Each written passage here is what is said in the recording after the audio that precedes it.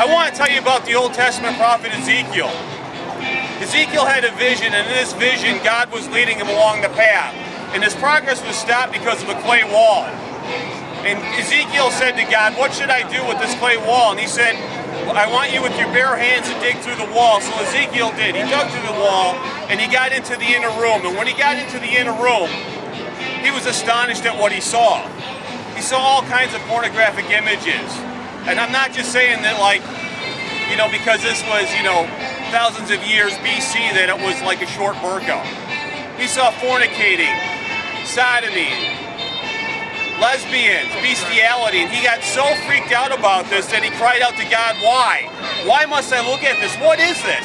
And God answered him and said, "Ezekiel, this is what goes on in the minds of my religious leaders here that claim my name." Is that what goes on in your mind?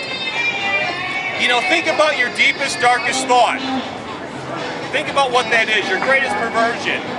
And imagine if you were to go back over the last month and you took all your thoughts and you were able to cast them on a projector right up here on this wall, and everybody could see what you think about. It doesn't matter what you do, God looks at the intent of the heart. And as he goes through your thought life, what would he see? Would he see how, you know, you're nice to people to their face, but yet you gossip about them when they leave? Would he see all the times that you hate people, even though that you'll be polite to them? You're like, "Oh yes," but you really hate them? He sees that. How about this? What about the adultery you commit in your heart? Your perversions? How do you think it would, if your friends were with you right now, and they could see your thought life, how do you think they would react to how you think about them?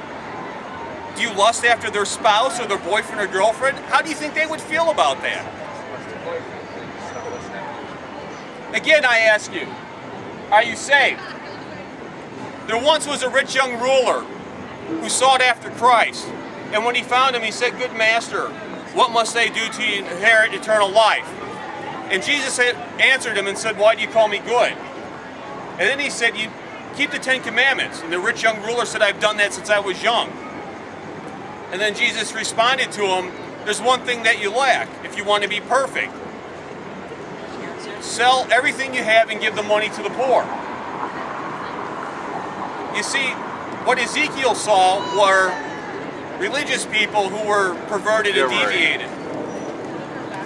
With the rich young ruler, he was a religious person, but yet he was in love with money. He didn't do things that were immoral or corruptible. He just loved this world. Is that you? Are you so in love with this world, even though you claim the name of Christ, that it hurts you?